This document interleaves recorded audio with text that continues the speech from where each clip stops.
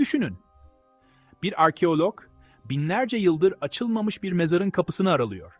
İçeride insanlık tarihini değiştirebilecek eserler bulunuyor.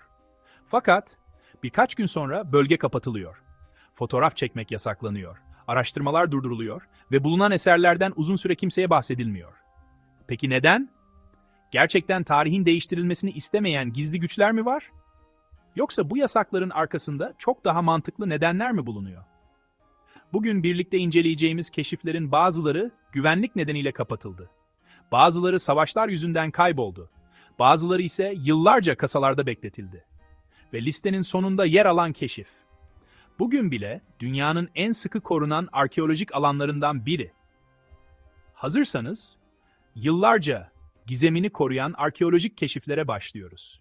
1947 yılında genç bir çoban, kayıp keçisini ararken bir mağaraya taş attı.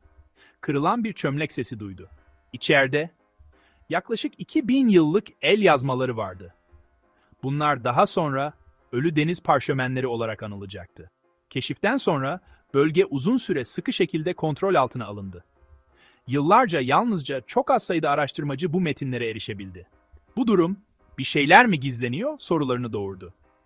Ancak zamanla metinlerin büyük bölümü bilim dünyasıyla paylaşıldı. Bugün hala dünyanın en önemli arkeolojik keşiflerinden biri olarak kabul ediliyor. Çin'in ilk imparatoru, Qin Shi Huang, 1974 yılında Terakota ordusu bulundu. Binlerce asker, atlar, savaş arabaları. Ancak mezarın merkezi hala açılmadı.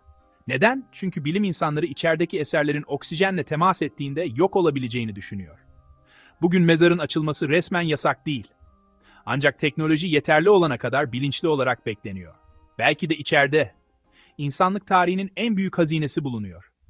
Türkiye'deki Göbekli Tepe, yaklaşık 12 bin yıllık. Bugüne kadar kazılan alan, aslında tüm bölgenin yalnızca küçük bir kısmı. Uzmanlar, alanın büyük bölümünün hala toprağın altında olduğunu söylüyor. Peki neden tamamı kazılmıyor? Çünkü her kazı geri dönüşü olmayan bir süreç. Bilim insanları geleceğin teknolojilerinin daha fazla bilgi sağlayacağını düşündükleri için bazı bölümleri özellikle kazmıyor. Bu durum internette birçok komplo teorisine yol açsa da gerçek neden koruma çalışmaları? 1901 yılında denizin dibinden çıkarılan paslı metal parçaları. İlk başta önemsiz sanıldı. Yıllar sonra yapılan incelemeler herkesi şaşırttı. Bu, dünyanın bilinen en eski mekanik hesaplama cihazıydı. Öylesine gelişmişti ki, bazıları bunun antik çağda yapılamayacağını iddia etti.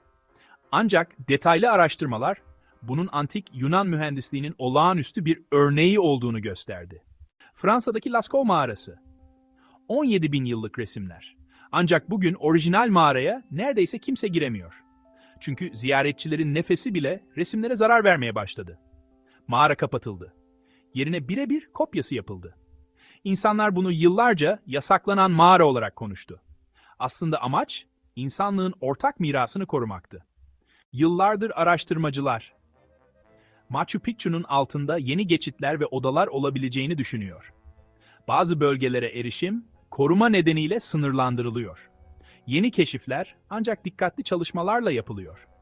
Her yeni oda, İnka uygarlığı hakkında bildiklerimizi biraz daha değiştiriyor.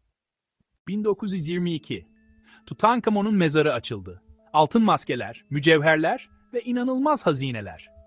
Ancak yıllar sonra araştırmacılar, mezarın arkasında başka odalar olabileceğini öne sürdü. Radar çalışmaları yapıldı. Sonuçlar tartışmalı çıktı. Bugün bile bu konuda kesin bir cevap yok.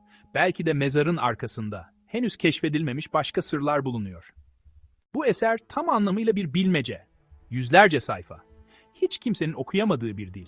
Garip bitkiler. Bilinmeyen semboller. Yıllardır dünyanın en iyi kriptologları bu kitabı çözmeye çalışıyor. Başaran olmadı. Bazıları bunun bir şifre olduğunu düşünüyor. Bazıları ise ustaca hazırlanmış bir aldatmaca. Gizem hala sürüyor. Mısır piramitleri. Yüzyıllardır araştırılıyor. Son yıllarda gelişmiş radar ve kozmik ışın taramaları sayesinde piramitlerin içinde daha önce bilinmeyen boşluklar keşfedildi. Bu alanların çoğu henüz açılmış değil. Çünkü bilim insanları zarar vermeden inceleme yapmanın yollarını arıyor. İnternette bu keşifler hakkında sayısız iddia dolaşıyor. Ancak bugün elimizdeki kanıtlar Yeni boşlukların varlığını doğrulasa da içeriklerinin ne olduğunu henüz göstermiyor. Belki de en çok merak edilen yerlerden biri. Vatikan'ın tarihi arşivleri. Burada milyonlarca belge saklanıyor. Uzun yıllar gizli arşiv adı kullanıldı. Bu isim bile sayısız komplo teorisinin doğmasına neden oldu.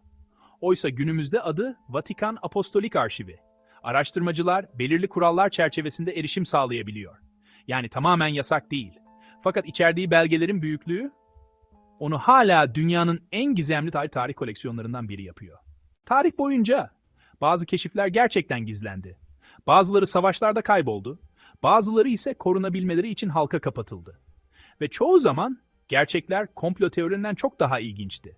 Çünkü arkeolojinin amacı geçmişi değiştirmek değil, onu doğru anlamaktır. Belki de toprağın altında hala insanlık tarihini değiştirecek binlerce keşif bizi bekliyor. Peki sizce?